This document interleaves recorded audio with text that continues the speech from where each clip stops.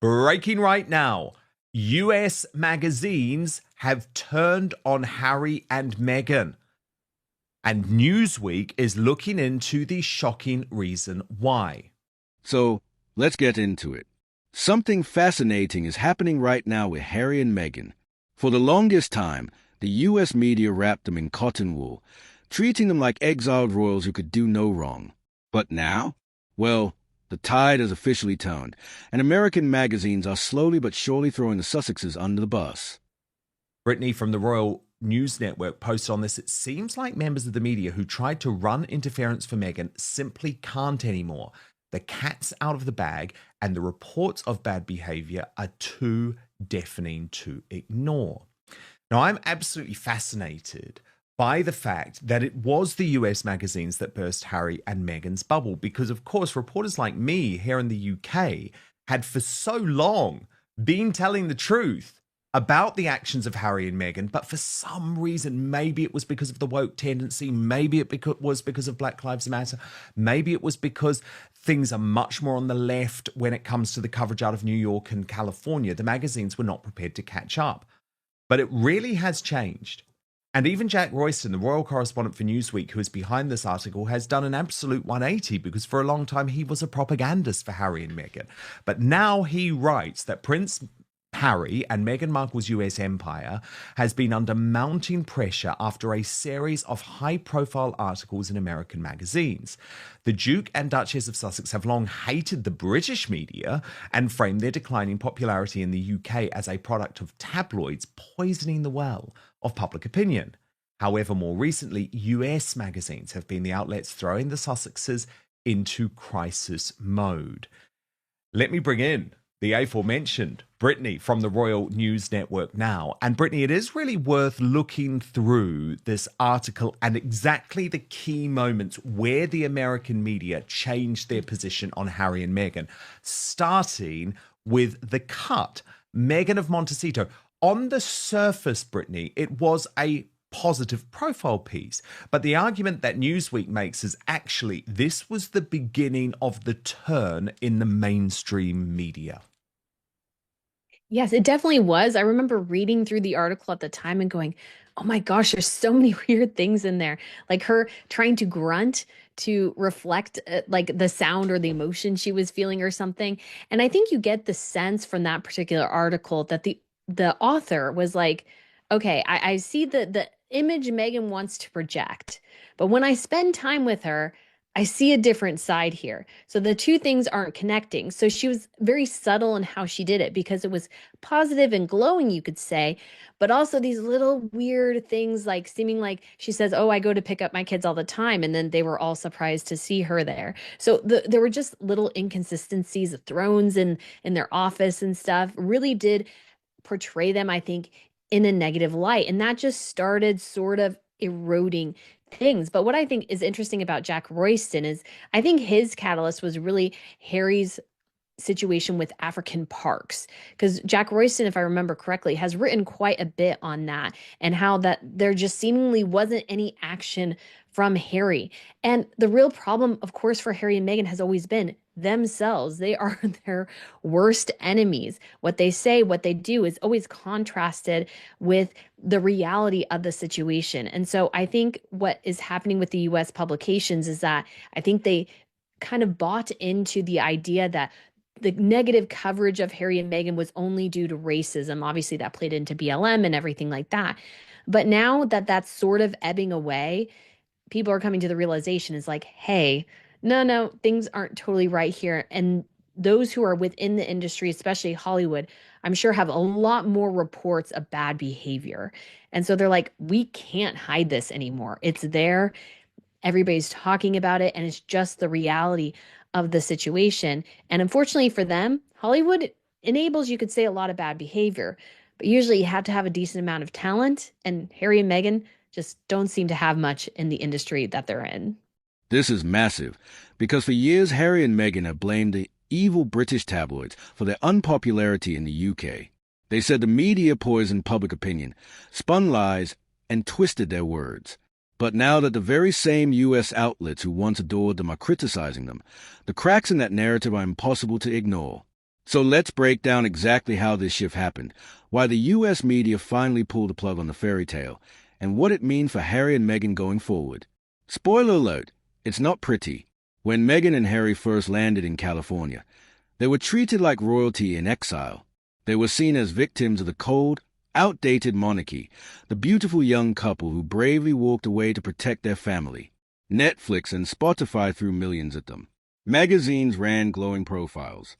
And I mean, recently the cut has totally turned. They're not even hiding it anymore because, of course, after Polo, they ran that famous headline which had cut through in the mainstream media. Harry and Meghan's projects can't stop flopping. And I think, Brittany, there is one of those things that the mainstream media can try for a long time to drive a particular narrative, but eventually the truth has to catch up even to them. But there were other examples which Newsweek tackle. So I think the next one was Variety magazine, Brittany. And this was really interesting because, of course, Variety is one of those Bibles in Hollywood. It really doesn't turn on stars very much. But the magazine made it clear that Meghan 2.0 was just not working. It wasn't. And they were all sort of seeing the writing on the wall. And again, because Variety is an industry publication, I'm sure they're hearing from WME, which Meghan signed with. And they actually, I think, did an article in conjunction with that, with Variety and that huge spread that they did on her as well. And so they're hearing all these things going on. And then you can't avoid the reality of the numbers. And all of Hollywood knows as well. Like, I love documentaries. I have found all of theirs to be a bore. They're overly bloated, they lack focus, and they just don't seem to be able to catch the story. And I think Hollywood as well is sort of not in the same way, but a bit has that royal family tendency where they want people they know can keep confidences. And Harry and Meghan went on Netflix and blasted to the entire world how awful their family was. And the people in Hollywood are sitting there thinking, well, what's going to happen to us if we get on their bad side? So best to keep them at arm's length in the first place because they don't want to deal with the backlash of, let's say, getting on the wrong side of Harry and Meghan.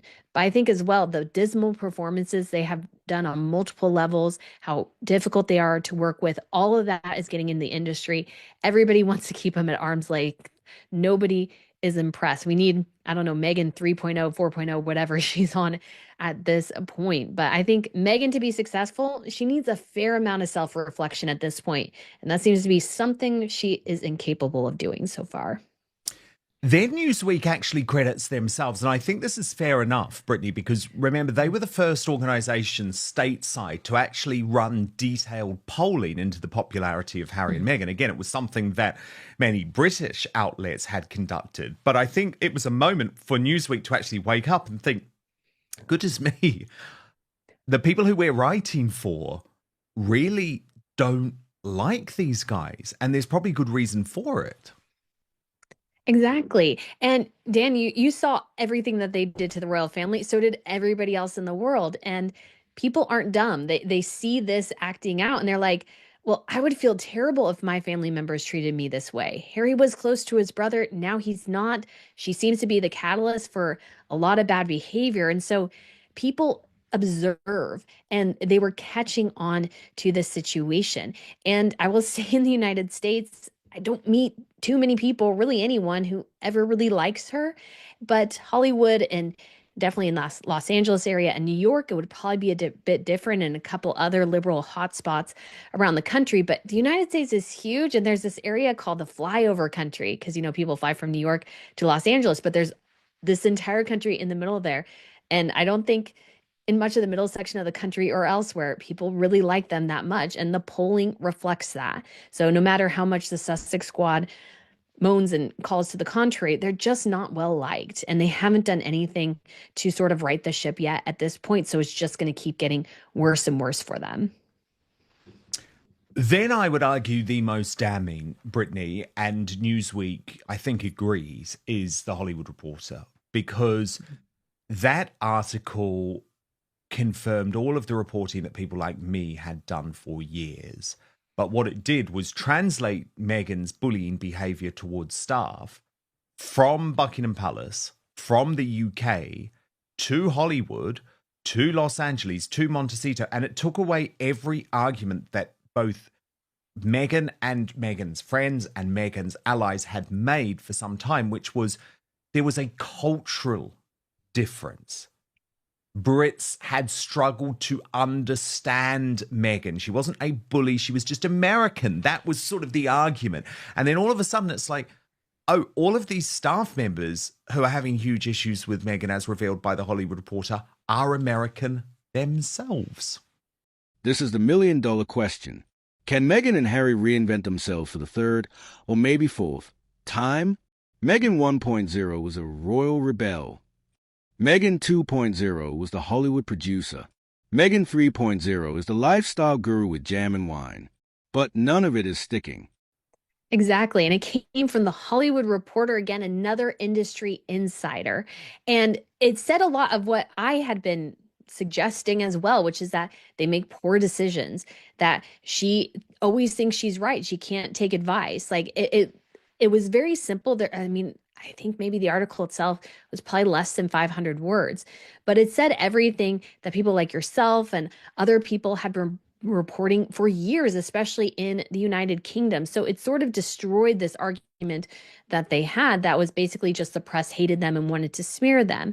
But in fact, a press within their own industries, like, no, people generally like him was the assessment, and they just think she's terrible. That was literally a quote, she's terrible. They don't like her. They tend to like him is their employees' experience, but he also enables her worst behavior. And so the cultural differences, nothing to do with Harry and Meghan's problems. Harry and Meghan's problems have always been Meghan, most notably, and Harry for enabling Meghan.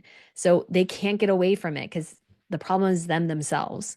So The Hollywood Reporter, like I did a video calling Buckingham Palace, the British press, you guys were 100% right.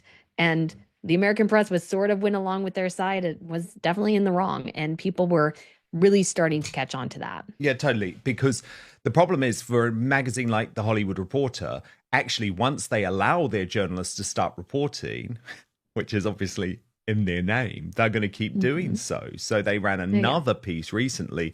Is Meghan Markle's new cooking show her last chance at Netflix? But the whole presentation is very much in a way that seems to be mocking Meghan. And of course, that was very, very different to what it used to be like. But Brittany, interestingly, there's also an increasing focus here in the UK on Prince William's own battles with the media. Now, this has come as a result from an article in the newspaper by Richard Palmer, who was the longtime royal correspondent for the Daily Express, who was recently made redundant. And he wrote this piece saying, inside Prince William's hidden battle against press intrusion. And I guess the main concept is that actually probably William agrees with Harry on certain fronts, but he is going to take his battle with the British press in a much more strategic and actually a much more sensible way. So let me take you through some key moments of the article, Brittany. Richard Palmer writes, more generally, William worries about the effects on his wife and children after conspiracy theorists spread lies about Kate's cancer on social media last year. He wants to ensure that Britain's mainstream media does not feed on the worst of what is portrayed on the social media platforms. Then he notes a time recently that within earshot of the press pack, William and Catherine are known to drop charming little anecdotes about them into conversations with the public, giving the royal reporters an inkling of what sports, music, and school subjects they like, but without surrendering control of the message. There is no press invitation to the school sports day, Christmas panto, or updates on their academic progress that previous generations of royals felt compelled to give to the nation. And Richard Palmer went on to write, the heir to the throne staff at Kensington Palace have built strong relationships with editors and specialist reporters and often use softer negotiating skills, understandings, or, if necessary, legal warnings to try to keep intrusive stories out of the mainstream media. So what did you make of this expose about William's own practices in terms of controlling the media narrative, which is certainly far, far less aggressive. To survive, they'd need a radical reinvention. Maybe philanthropy. Maybe low-key advocacy. Maybe just disappearing from the spotlight for a while. But here's the problem. They don't seem capable of staying quiet. Every time they speak, they dig the hole deeper. Yeah, I think William is doing the smart thing here because the reality is, as royals, you do have to deal with the media. So, in order to do that, you must be strategic in it because you can't risk alienating them because then they might turn against you. I don't think that's totally the case, but I think Harry and Meghan, some of the antagonism from the media is probably very real because of how they treated the media. William here is dealing with the reality. I must deal with the media, but I also must ensure the privacy of my family. So we will do strategic things. We will have good relationships with them because you know how you get good headlines sometimes is just simply having a good human connection with another person. That's so incredibly helpful. And not that the media doesn't report the truth as necessary, but they also have some sympathy and are even able to better, you could say, protect the family. Now, when it comes to the conspiracy theories about Catherine, I was sort of shocked when those started last year. And it was disappointing to see some mainstream outlets, at least in the United States, go on the hashtag where is Kate tangent. And so the only other thought I would have for their media strategy is that I don't know how they would have done it because I'm not an expert in some of that area of social media, but is how do they be proactive if something is growing online to sort of try to minimize it to the best of their ability? Not that people can't have a voice or what have you, but how do you maybe combat that in a more strategic way? I'm sure there is a way to do that. There are specialists for that, but that would be my only thought. I think their media strategy overall is very good. And I see actually a lot of the media strategies from different royal families. I follow a lot of them.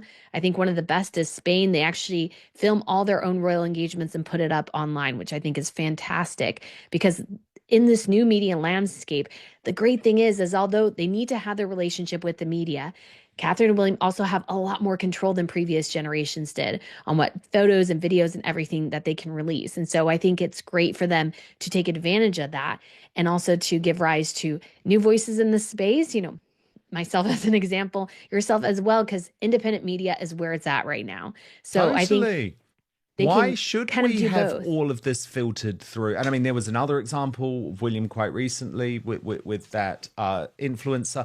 Look, I think the game has changed. And this arrogance that the mainstream media used to have, especially the British Bashing Corporation, I call them, the BBC, Woke ITV, Sly News, they think they have the ability to set the agenda and be the only people that the royal family really has to care about. Well, that's not true. Actually, I would agree with you. I'd much rather they took a Spanish approach, but made all of the footage available to all of us, the independent media, so that we can use that.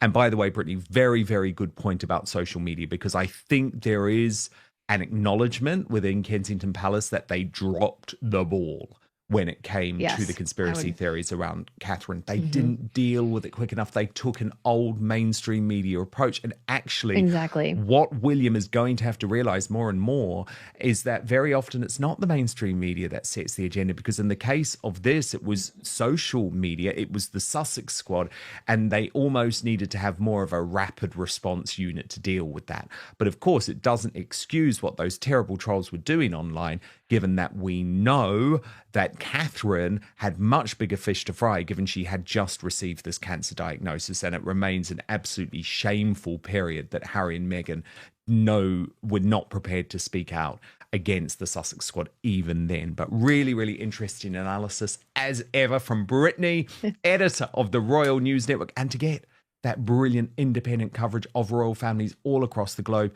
I really recommend you follow the Royal News Network on YouTube, subscribe to that page, because as Brittany says, very, very soon, the great thing is you're not going to have to rely on the likes of Chris Shipp at ITV or Cameron Walker at GB News for your royal news, because why get it from people like that who have a clear bias, for example, towards Harry and Meghan, who are very controlled by the Sussexes? No, get your media from independent sources. But Brittany, so brilliant to speak, and look forward to having you back next week. The U.S. media turning on Meghan and Harry is the ultimate irony.